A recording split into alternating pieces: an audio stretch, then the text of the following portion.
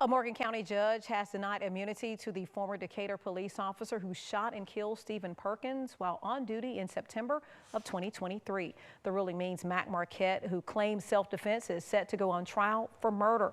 News 19's investigative reporter Dallas Parker has been following this case. Dallas, the judge outlined his reasoning for denying immunity to Marquette. What stands out in his written order? Well, Tamika, I've been reviewing the 17-page ruling since yesterday, sifting through the judge's reasoning behind the decision. The judge ultimately found that the officer did not provide enough evidence to convince the court his use of deadly force was legally justified. The judge found problems with both what Marquette did that night and what he failed to do as a police officer. Now, a couple of significant points that were mentioned in Judge Charles Elliott's recent ruling. The officers who accompanied Marquette the night Perkins was killed testified that they were going to the house to investigate a menacing. This after a tow truck driver reported to police that Perkins pulled a gun on him during a repossession attempt. But Judge Elliott says when officers arrived near Perkins' house, there was no crime being committed. He said they had the authority to drive down to Perkins Street and walk towards his residence, but they saw no crime being committed at that time.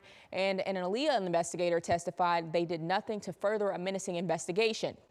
The judge found with no investigation taking place and by standing on the side of Perkins' house, Marquette was acting outside of his authority and he was a trespasser while waiting for the tow truck driver to return to the house. Now, the judge also took note of the tow truck driver Caleb Combs' actions that night. The tow truck driver testified he repossessed another vehicle between trips to Perkins' house and that he did not want to press charges against Perkins for pulling the gun on him, but wanted to go back and get the truck.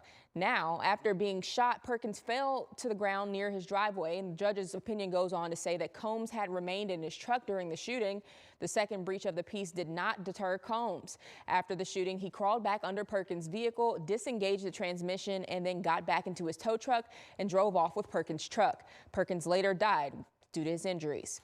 As of right now, Marquette is scheduled to go to trial in June. Of course, you can count on us to keep following the case as it develops.